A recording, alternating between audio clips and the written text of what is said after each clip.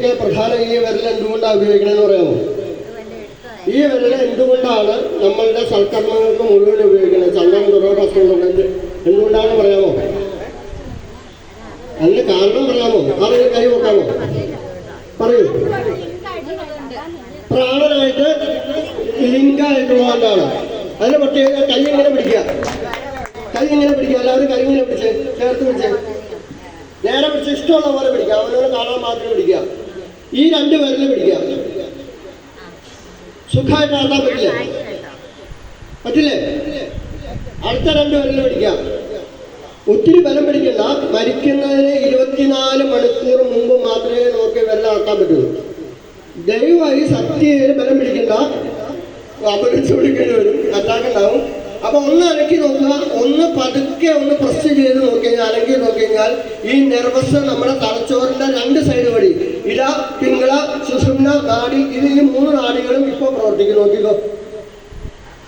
ഒരു 20 അപ്പത്തിനും 20 ദോശയും താഴെ കഴിച്ചുകൊണ്ട് മാത്രമേ പറ്റുള്ളൂ. കാരണം മറ്റേ ദഹനം നടന്നുകൊണ്ടിരിക്കുക. നോക്കിക്കോ, ബലം പിടിച്ചു നോക്കിക്കോ.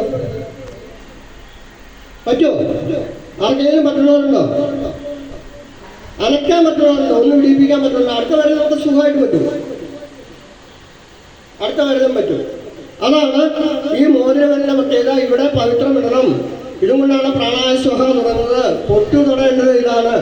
പിന്നെ സേകത്തിന്റെ ചടങ്ങില് മന്ത്രത്തില് പറയുന്നതാണ്. കുട്ടികളിരിക്കുന്നത് ഞാൻ പറയില്ല, മന്ത്രം പറയില്ല. സേകത്തിനും പറയുന്നതായ വിരൽ ഇത് തന്നെയാണ്. അതാണ് പ്രാണന്റെ ശക്തി. അപ്പൊ ഇന്ന് രാത്രി പോയി കിടന്നതിന് ബലം പിടിക്കണ്ട കേട്ടോ. എന്തെങ്കിലും അസുഖങ്ങളൊക്കെ നമ്മളെ ചിലപ്പോൾ അസുഖം കൊണ്ടുവരും. ഞാൻ പറഞ്ഞു എന്നേ ഉള്ളൂ. അപ്പൊ നമ്മളേതായ ശരീരത്തിന്റെ ഓരോ ഭാഗങ്ങൾക്കും പ്രാണശക്തിയുണ്ട്. ഇല്ല, നാരായണനോട് ചോദിക്കാം. മുദ്ര, മൃഗം, മഹാദേവന്റെ കയ്യിലിരിക്കുന്നതായ മൃഗമുദ്ര എനിക്ക് ഉപയോഗിക്കുന്ന എന്താണ്?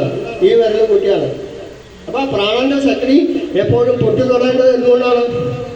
ഇപ്പോഴത്തെ കുട്ടികളൊക്കെ പൊട്ടി കൊടുക്കുന്നത് എൻ്റെ പെയിൻ്റൊക്കെ അങ്ങനെയല്ല വേണ്ട. നല്ല കുങ്കുമം, നല്ല കുങ്കുമം മേടിക്കാൻ കിട്ടിയെങ്കിൽ നല്ല നെയ്യ്, നല്ല നെയ്യിൽ ശകലം മഞ്ഞപ്പൊടി ഇടുക. മഞ്ഞപ്പൊടി ഇട്ട് മഞ്ഞപ്പൊടിയുടെ അംശത്തിൻ്റെ ഇടയ്ക്ക് നമ്മൾ കലക്കി കഴിഞ്ഞാൽ അത് കുങ്കുമമായിട്ട് തരും. ഇപ്പം മേടിക്കുന്ന കുങ്കുമമൊക്കെ കറയാം. മുസ്ലിംസ് മറ്റേ ഇതുപോലെ ഇരിക്കുന്ന നിസ്കരിച്ച പോലെ ഇരിക്കും. കുങ്കുമം കിട്ടിയിട്ട് വേണ്ട. നല്ല നെയ്യിൽ ശകലം മഞ്ഞപ്പൊടി ഇട്ടാൽ മഞ്ഞപ്പൊടിയുടെ അളവിൻ്റെ അനുസരിച്ച് നമ്മൾ കളർ കൂട്ടിക്കൊണ്ടിരിക്കാം. അത് പതുക്കെ കലക്കി പതുക്കെ ഉണക്കി എടുത്തു കഴിഞ്ഞാൽ അത് ക്ലിയറായി. വേറെ കുങ്കുമം മേടിക്കാൻ പോകണ്ട. നാളെ നല്ല നെയ്യ് മേടിച്ചോളൂ. ഈ മിൽമയുടെ നെയ്യ് മേടിക്കാൻ പറ്റില്ല. നല്ല കറന്ന നെയ്യ് മേടിക്കുക. അപ്പോൾ നാരാക്കുലിൻ്റെ അടുത്തേക്കാണ് രാത്രി വർത്താനം പറയാൻ പോകുന്നത്.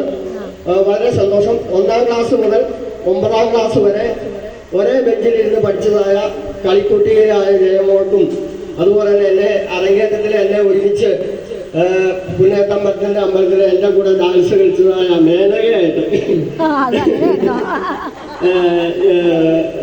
വേഷം കെട്ടിയതായ വാണിജ്യത്തിക്കും ഞാൻ ആരായിരുന്നു? ആരുടെ സദസ്സിലാ? ദേവേന്ദ്ര സദസ്സില്. അന്ന് കുട്ടർ സാറാണ് അന്ന് ഒരുക്കി തന്നത്. അപ്പൊ അതിന്റെയൊക്കെ നല്ല ഓർമ്മകൾ. അതാണ് ഞാൻ പറയുന്നത്. ഇതുപോലുള്ള സദസ്സുകളില് ഇതുപോലുള്ള കുടുംബം ഇതിനൊന്നും അഭിമാനം വിചാരിക്കേണ്ട കാര്യമില്ല. കാരണം നമുക്കൊന്നും വിറയ്ക്ക് സ്റ്റേജിൽ കയറി വിറയ്ക്കാൻ ഒരു പ്രത്യേക ഒരു സമൂഹത്തിന്റെ മുന്നിലോ അറിവുള്ളവരുടെ മുന്നിലല്ല നമ്മൾ.